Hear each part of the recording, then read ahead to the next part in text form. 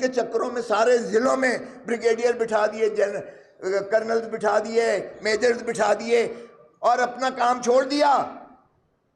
جو دہشت گردوں کو مانے کرتا تھا، بارڈرز کا حفاظت کرنا مقصود تھا، ہم نے وہاں ڈپلائمنٹ کی بجائے ہم نے سارے ضلعوں پر پاکستان کے قبضہ کر لیا۔ بہت اچھی بات ہے، چلیں، لیکن خدا کا خوف کریں۔ یہ آئین میں آپ کے پاس یہ اختیار نہیں دیا گیا آئین کو، اور ہم عمرانی معاہدے کو کیوں اس طرح سے رونتے چلے جاتے ہیں؟ کیا ضیاء الحق کے انہی فرمودات پر ہم چلیں گے کہ یہ آئین کیا ہے؟ یہ کاغذ کے چند ٹکڑے ہیں جن کو جوتے کے نوک پر رکھ کے وہ ٹھڈا مارتا تھا اور ہوا میں بکھیرتا تھا۔ کیا یہ ہے ہمارا آئین عمرانی معاہدہ؟ اور عمرانی معاہدے میں ذرا دیکھیں تو صحیح، کتنی خوبصورت جو ہے مقتدر کرتا ہے۔ آرٹیکل 7 پڑھیں، آپ سارے ماشاءاللہ وکیل ہیں، یہ کہنے کی ضرورت نہیں ہے کہ آپ نے یقیناً پڑھا ہوا ہے۔ آرٹیکل 7 اور آرٹیکل 5 کو دیکھیں، دونوں کو، تو جو حاکمیت اعلیٰ، اللہ تعالیٰ کی حاکمیت اعلیٰ کے تابع جو حق حکمرانی ہے، وہ صرف اور صرف عوام کو ہے۔ یہ عوام کو مقتدر کرتا ہے۔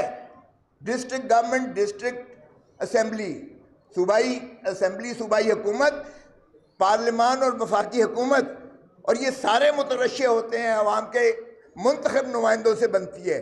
یہ ہے ریاست، اور اس کی تابع داری آرٹیکل 5 کہتا ہے loyalty to the state and obedience to the constitution is the inviolable obligation of every citizen۔ یعنی آرمی چیف بھی تابع ہے، اور وہ وفاداری آئین کے ساتھ اور جمہور کے ساتھ، یعنی عوام کے ساتھ کرنے کا پابند ہے۔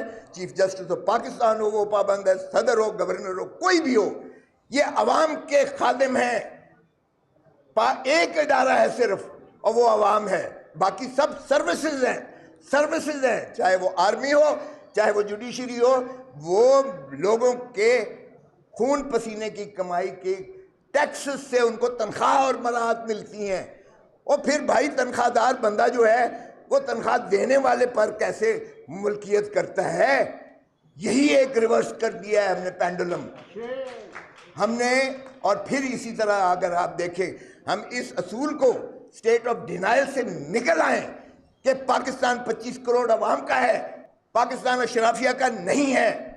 پاکستان کو بس کر دو لوٹنا، اور دھرتی ماں کو اتنا لوٹ کر کبھی پاناما لیکس آتے ہیں، کبھی دبئی لیکس آتے ہیں، ذرا وہ جائیدادیں جاگیریں دیکھو۔ آپ بھکاری بن کے دنیا سے مانگ رہے ہو، کوئی کیوں آپ کو پیسہ دے گا جب آپ کی اپنی دولتیں ساری وہ بیرون ملک پڑی ہوئی ہیں؟ وہی احاطہ کر لو۔ کاش یہ حب الوطنی کی بات کرتے ہو، کاش وہ پیسہ لے کر یہاں آ جاؤ، IMF کا سارا قرضہ اتر جاتا ہے، پاکستان اتنا امیر ہو جائے گا اگر اپنی دولتیں واپس لے کر آ جاؤ گے کہ کسی کے آگے ہاتھ پھیلانے کی ضرورت نہیں ہے۔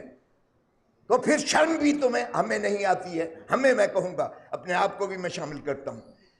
او بھائی، اگر اس دھرتی ماں سے ذرا پیار ہے تو یہ ہڈیوں کا ڈھانچہ جو اب دھرتی ماں کی شکل میں پڑا ہوا ہے، اس کو نوچنا بند کر دو۔ کوئی اپنی ماں سے ایسا سلوک کرتا ہے؟ کوئی سوچیں ذرا۔ ہم انسان ہیں، مسلمان اپنے آپ کو کہتے ہیں، ہمارے اندر کوئی ایسی رمق ہے کہ ہم اپنی دھرتی ماں سے پیار کرنا سیکھیں۔ پیار کرو بھائی، وکیلوں کو بھی کہوں گا ایک دوسرے سے پیار کرو، سیاستدانوں سے بھی کہوں گا خدا را ایک دوسرے سے پیار کرو۔ اپنی داڑھی مت دو کسی اور کے ہاتھ میں، جن کا حلف میں لکھا ہوا ہے کہ وہ سیاست میں حصہ نہیں لیں گے۔ بار بار کیوں انہیں بلاتے ہو؟ ان کے کہنے پر غلامی کیوں کرتے ہو؟ ان کے کہنے پر آپ فائنانس منسٹر، آپ ان کے کہنے پر جو ہے انٹیریئر منسٹر، آپ ان کے کہنے پر جو ہے کیوں فارم 47 کو ایکسیپٹ کرتے ہو؟ اپنے تئیں اپنے معاملات رکھو، عوام کو عزت دو، پیار کرو۔ یہی آئین ہے، اور یہی میں سمجھتا ہوں پاکستان کی بہتری ہے۔ تو میں بار دیگر کہوں گا، خدا را اکٹھے ہو جائیں، وکلاء بھی اکٹھے ہو جائیں، قوم بھی اکٹھی ہو جائے، عدلیہ کے ہم ساتھ ہیں۔ ہم کالی بھیڑیں نہیں برداشت کریں گے، کوئی کالی بھیڑیں کہہ کر ہمارے ججز کو چیلنج کرے۔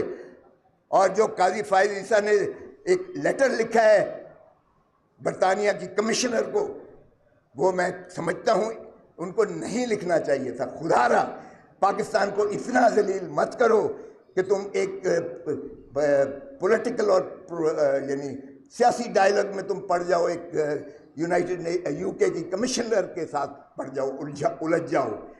جو باتیں تم نے لکھی ہیں کہ میرے فیصلے بہت سیکروسنٹ اور بڑے درست ہیں, وہ تو انڈر ریویو آیا ہوا ہے. تو پھر ریویو کیا فیصلہ کرو گے؟ اگر تم نے وہاں ضد لے لی کہ میرا فیصلہ بالکل صحیح ہے, میں نے بلا ضرور چھینا ہے, میں اس میں کسی فیکچول کنٹروورسی میں نہیں جا رہا. وہ لیکن جب آپ کے پاس ریویو پینڈنگ ہے تو کیسے آپ کہہ سکتے ہو کہ میرا فیصلہ صحیفہ آسمانی ہے اور آپ تنقید غلط کر رہے ہو اس کی؟ یہ قوم نے دیکھ لیا ہے 8 فروری کا فیصلہ, اس لیے اس کو مت چھیڑیں. اور آپ اتنے پارسا نہ بنیں کہ جو چیز غلط ہے, ویسے آپ نے کہا کہ ٹروتھ اینڈ کرے جی, سچائی کا بات کرنی چاہیے. اور سچائی یہ ہے کہ آپ نے 1919 میں آپ نے اسرائیل کا بنایا وغیرہ وغیرہ, انہوں نے لکھا, بہت اچھا لکھا, اس کو صحیح چہرہ دکھایا بنسانیہ کو. لیکن آپ ہی اپنی اداؤں پہ ذرا غور کریں. ہم اگر عرض کریں گے تو شکایت ہوگی. آپ اپنے ملک کو تو سنبھال لیں, اپنے نظام عدل کو تو سنبھال لیں, اپنے آپ کو اور اپنے اس جوڈیشل سسٹم کو بچا لیں, تو یہ بہت بڑا احسان ہوگا پاکستان پر. بہت مہربانی. Thank you very much. Pakistan زندہ باد.